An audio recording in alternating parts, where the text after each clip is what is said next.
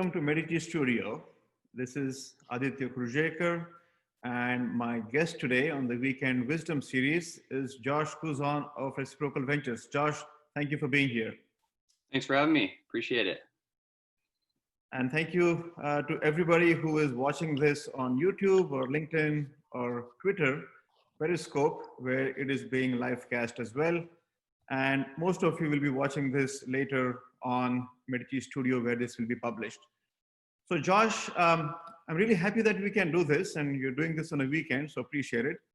Our goal with this series is to debunk and demystify venture capital. And we're going to go deep into one topic here with you. So, firstly, folks know that I have a number of VC friends in the industry, and Josh is a special one. I've always thought Josh as being a human encyclopedia of everything fintech. How does it feel, Josh, to carry that big burden? Is it different carrying that big burden of that encyclopedia as an investor versus when you were in a bank? Yes. There seems, sometimes it feels like there's a bit more pressure to, have a clear, view of the near and long-term future. And, that's just hard to predict. So yeah, I don't have all the answers. I have, very highly developed thoughts on the financial services industry, and I have a lot of experience in pattern recognition. But I really leave it up to the entrepreneurs. They're the artists, they're the creators. They're reimagining the future, and I'm just here to enable them. I'm along for the ride to just help them, to foster long-term success. That's kind of how I see my role. And you've always been a data-driven guy, right? You have looked at, I think you just talked about pattern recognition. When we decided on this topic, it seemed like it was a natural thing for you to just dig into.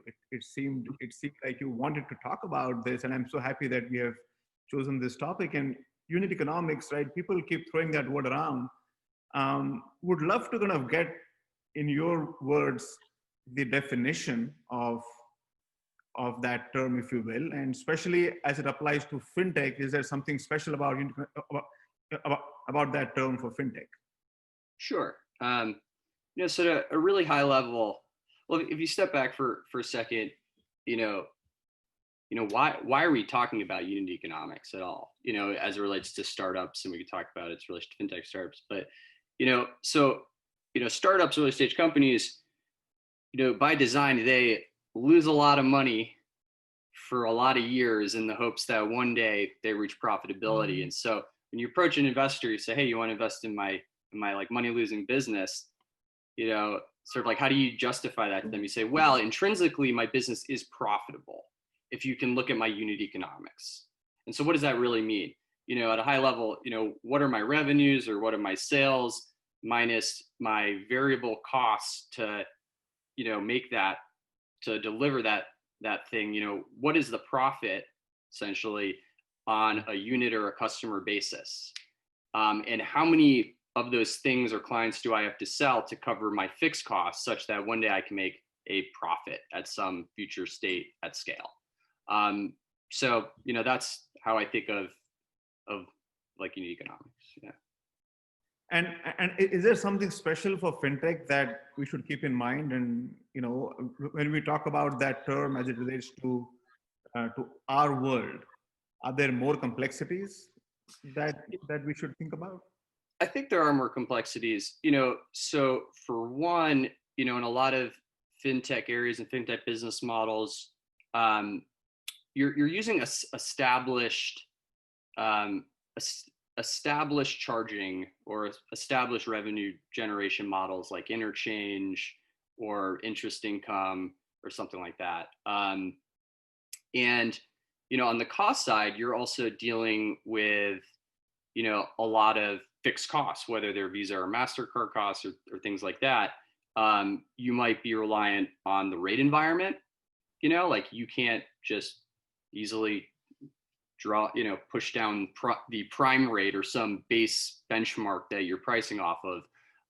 And so, there's a bit more of like, fixed things that go into the unit economics calculations, I think, of financial services companies. And I can't just go out there and say, oh, my interchange rate is going to be 7%. Like that's just not going to happen. Right. And so there are some constraints that you have to operate in. And that I think is, there's probably that in a lot of other industries, but specifically to like fintech, that's, what I see as a unique element of unit economics, in the financial services and fintech space. And I think those constraints probably the opposite might also be true. So, for example, and again, whichever side of the debate you are on this, right? We have zero MDR for certain transactions in India. Okay, zero MDR, and of course there is a school of thought which says that's not sustainable. How can you have any offering with a zero price, stay alive, right, for too long? But that's exactly what we have now. If somebody is building a business with that as an assumption that, hey, I'm going to innovate on top of this zero MDR availability, where I can now do other things. And if you make that decision today, and if tomorrow that zero becomes that becomes a number that you have to now change the assumptions that you had when you started your company. So I think my bigger point here is that unit economics probably isn't also a static notion, correct? It's probably something that is going to evolve. I mean, and are there any specific gotchas here? I mean, I think that's kind of a simplistic example, but are there other examples here of where are the gotchas, the pitfalls in kind of having a static view of your unit profitability, and then seeing it change because of things not in your control? Right. Competition is a very, very is a very, very large one, both on the pricing side and on the cost of acquisition side. And lots of other things in that area. Like the markets are changing constantly, so you just have to evaluate your unit economics, on as frequent a basis as possible to understand, what levers in your business are sort of changing over time, and work really hard to control them or come up with different strategies to sort of drive towards, your ultimate goal of, a certain level of unit economics. So yes, you can't look at these things in a vacuum at all. There are constant market forces at play. And so you just have to be very, very cognizant of that and, be on top of your unit economics as often as possible. Yeah. And the conventional wisdom, as I've heard my investor friends talk about, how they look at opportunities, is that it's the usual. Yeah, we look at the founders, we look at the team, check.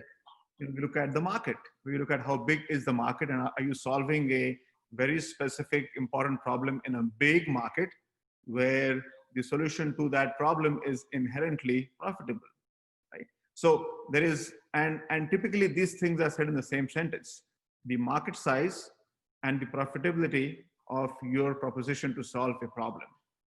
How close is that dependence though? I mean, is it like, those two work in tandem, the TAM and the UE, or, is that where you're going with your kind of example there? Because I feel like you can't really separate the two, right?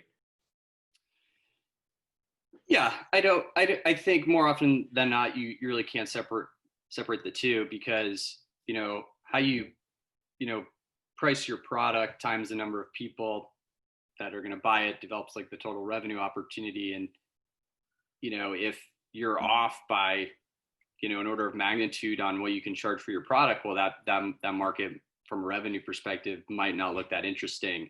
And, you might have to pivot a little bit to say, well, there's still a lot of people out there, how can I, find something that sort of fits the demand of all those like people at the price point I want, that makes it a big enough market to go after. So yeah, I think so. Now, when we, when we look at all of the different, all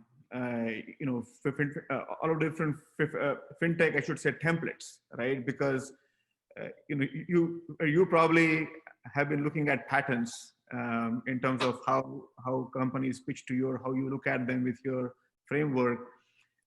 Is there like one clear distinction between B2B and B2C, or enterprise centric versus individual centric propositions in fintech as it relates to unit economics? Yeah, yeah. I mean, there's always the standard, here's what I'm charging for it, here's what it costs to create it or whatever, and here's what it costs to sell it. You do the calculations on both sides. But in the B2B space, you have the opportunity to sell products and services and software for potentially very large amounts. And so in that case, in terms of looking at unit economics, sometimes it looks more of like an allocation of resources on certain unit bases, because there just is so much cash there, that I find it easier to make a profit, and you could do that with less customers.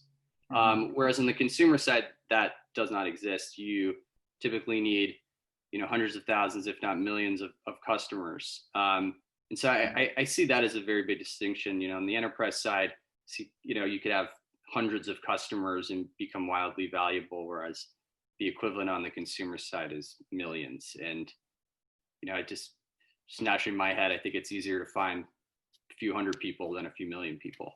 But, obviously there's complexities in both, so, but that's a big distinction to me. And is there a favorite for you? And has that answer changed, since when you were a banker? I mean, if you looked at a few things, did you naturally gravitate towards, an enterprise platform play or a consumer play, as a banker? And has that changed for you as a VC? Yeah, I definitely leaned more into the enterprise side, because in my role, I was on the other side of the table from the startup. And so we were working with these companies to, working with them on partnerships and different opportunities. And so, I understood what it took to sell to a financial institution. I was on the other side of a table with respect to the consumer business. I do have a lot of experience there, but,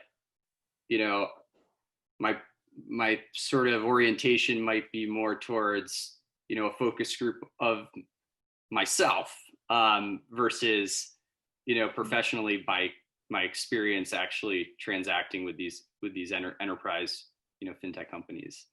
And so, yeah,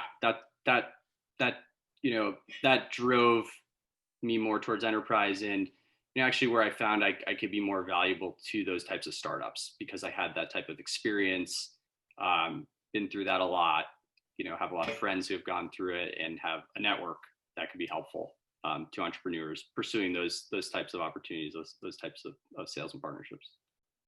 I know it's actually interesting that most VCs I talk to, they give me a similar answer, that they prefer enterprise plays, they prefer platform plays, right? And having said that, most of the startups or the innovations that seem to get airtime are the B2C ones, right? People will talk much more about a Stripe than a Marketer. Sure. Right. And I think that is one of the ironies that has always been fascinating, that almost everyone I talk to, and this was also true in the mobile world, right? Almost everyone I talk to said, no, yeah, we prefer startups who have a B2B enterprise platform play, but then those always seem to kind of go under the radar. They don't show up on TechCrunch that much. Right. Let me also shift here to a little bit of I don't want to call it esoteric, but the term disruption, right? That's another term that gets thrown out a lot, and I'm not a big fan of the word disruption, as you know. But I do think that the notion of disruption can be explained with numbers, right? And I think that is something you can probably explain that much better than I can. How do you think, or can we explain the concept of disruption with unit economics as the frame? Sure. So maybe we'll call Square a bit of a disruptive company. I don't know. Sure. Maybe created a sort of bigger category, but that's a disruptive event for the merchant services market. And so, going back to when Square started, what was interesting is a lot of folks at the time didn't have the right, cost infrastructure or payments factory to, profitably, attract, underwrite, onboard, and operate those really small merchant accounts. And Square retooled the factory and took a very tech heavy approach here, and were able to drive down those costs considerably. And it was a market that could endure like actually a higher price point, or at least at parity with some of the SMB segments, and such that that all made sense. Like that all worked. They were able to drive down the cost of getting those merchants onboarded, and that was really disruptive. So I guess you could say they just really dropped the cost of operating a merchant services business, such that they could deliver it to these little merchants, who might be swiping like $1,000 a year.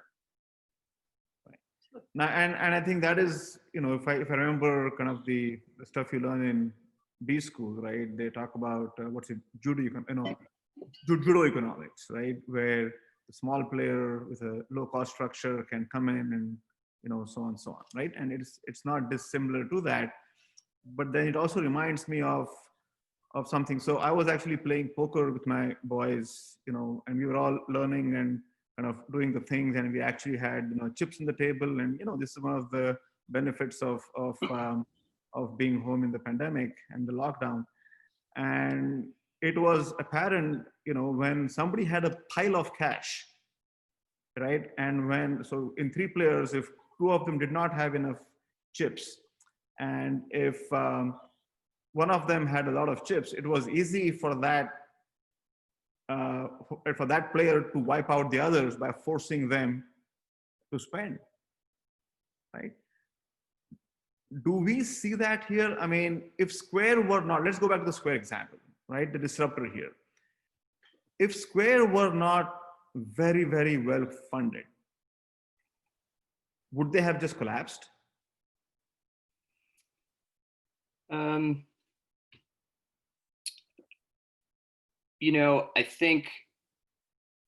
think it would have been a slower growth story.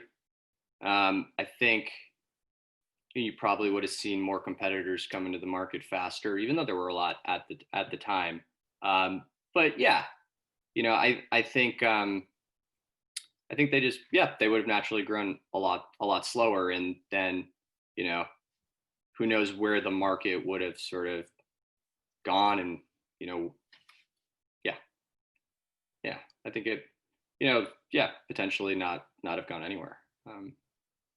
And I think this is probably a different topic, but it does seem related now that I think about it. Is that it's not enough obviously to have great unit economics. That is not a sufficient condition, right, for a good pitch to someone like you, right? So obviously, right? So obviously you also need the TAM to go with it, and also obviously you have to have an ability to sustain yourself. I mean, it is actually so true today, right? When every startup, every company, big or small, has to deal with cash constraints, right? Because revenue is under pressure in this quarter. And if you don't have the ability to keep raising enough money to actually make use of that unit economic story that you might have sold in the earlier stages, what's the point? What's the use? You have to have deep pockets, right? Yeah, generally, yes, you have to have deep pockets. You just have to have some way to drive like growth.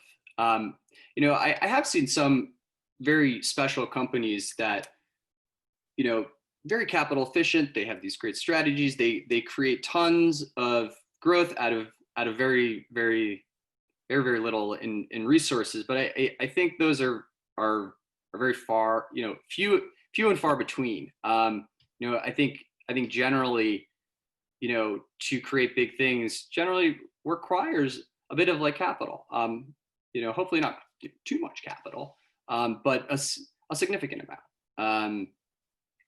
And yeah. I think, certain things do sort of take off. But yeah, those are more few and far between.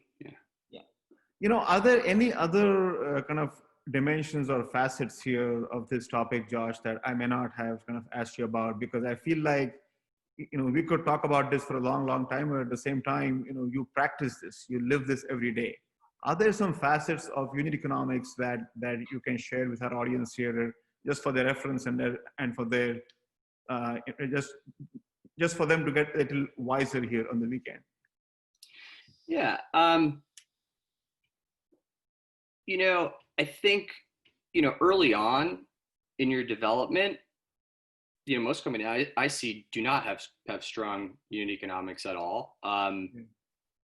Especially in financial services, these companies are subscale. They might have one product. They are getting, terrible pricing, potentially terrible like interchange rates and stuff like that. And so, that's just the brutal facts of reality of being a really early stage company in the fintech space. And so, at face, I look at that stuff and I say, okay, that seems incredibly like reasonable, like what are they going to do about it? But, what I want to understand is that like you understand and you've done the work and the research to prove like how you actually can get to positive unit economics and a really honest assessment of the assumptions that you're using to sort of like go there.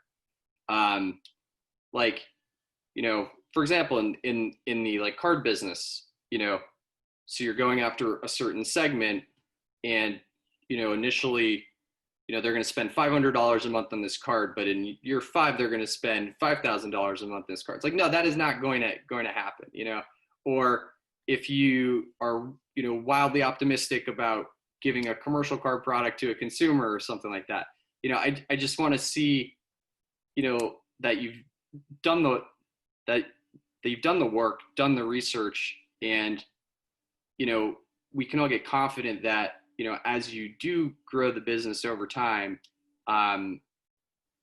you can start generating positive unit economics. And so, day 1, day 2, whatever, it's totally okay. It's just understanding how you get to these next milestones in your company, next phases of profitability, whatever. That you have a well thought out plan, you've done the research, et cetera. That's kind of what I'm looking for. So just to summarize, what we discussed so far, right, in terms of the different, facets and the dimensions here, right? One, we talked about the fact that this is a little bit more complicated for fintech because we have a few more constraints that we deal with in fintech, right? We have, the regulatory pieces where we are not able to change some things, right? Which market forces alone cannot, change. Yeah. We didn't even talk about that. Like certain regulatory, certain elements of the regulatory frameworks, like sort of limit your ability to like market. There's just tons of constraints here. and so yeah, like that's when I was thinking about yesterday, actually. You know, there's just a lot that goes into fintech startups. And then, you know, let's not forget, you also have these large financial institutions sitting there, and trying to like chase. Good luck. You know, like I remember someone I used to work with used to say like, don't out Visa. You know, it's like don't do that. You know, so. Yep. Yep. Um, and then we also talked about, you know, how it's not a static thing, that the calculation that you make, say in your seed stage to try to raise your first $100,000, that calculation will be different when you raise your series A or B. It is going to evolve, right? It is also tied to the rest of the math, which is the market sizing. And to your point, doing the research and, you know, having an assessment of how things are changing around you is important, right? Because competition will change. Things are not static in that calculation. And then, you know, B2B versus B2C, obviously, you know, there are pros and cons, but it does seem like more investors prefer the enterprise platform play, right? As you do. And then, you know, and then we also learned from Josh here, how does this directly tie to the notion of disruption? So I think we covered some good ground here, Josh. I want to thank you for that. I'll ask you one last question, you know, before let you go. And that relates to kind of the current situation that we are in. So we are still tracking a number of new investments being made in fintech in early stage, but most likely those conversations must have started a year ago, right? So what is being announced now, probably, you know, the discussions were happening last year before the pandemic. Do you think we should expect a slowdown? Are conversations slowing down? Are you slowing down? Are your LPs telling you to slow down, that, you know, in say 6 months from now, we might have a lull? Is there anything different because of the pandemic that, you know, that is affecting your deal flow and your you know, initiatives? You know, I think things across the landscape have slowed down. You know, there were some existing trends going on in sort of the early stage market, you know, in terms of, you know, less sort of seed financings happening and stuff like that. You know, so, you know, because we can't meet in person and sort of work the way that we used to work, you know, I feel like things have slowed down as a result of that. You know, however, you know, I think everyone is trying to be as active as possible. You know, we are very active and looking to invest in companies right now. Just getting adjusted to this new sort of environment took a few months. You know, I think, you know, who knows, you know, what happens going forward with the economy and such, but, you know, I tend to think we are going to continue to see lots of interesting activity. I think this asset class, this sector is very exciting one. If anything, the current environment has accelerated a lot of trends. You know, it's also caused a lot of issues in the market. And I think, you know, from all of that, there's going to be a lot of interesting opportunities. And then, you know, thinking about what this does to drive new entrepreneurs and like new ideas. And, you know, that's the thing I'm most excited about is, you know, the entrepreneurs, you know, what are they going to come up with next? You know, especially if you were just laid off from a large tech company and you're sitting at home with a lot of time on your hands. You know, I'm excited for what all these folks are gonna like dream up. And so I'm very bullish, and, you know, I do think activity is going to pick up considerably. I think we're in an adjustment period still, but coming out of it. And, you know, we've ramped up, and I'm seeing, you know, my colleagues at other firms, you know, similarly, you know, ramping up active, et cetera. You know, I think this isn't going to stop the fintech space. I don't think it's going to stop interest in it. You know, I think we have a multi-decade transformational opportunity here. And so this is just, you know, a little bit of a bit of a like challenging bump in the road, but I think we're gonna get past that really, really quickly.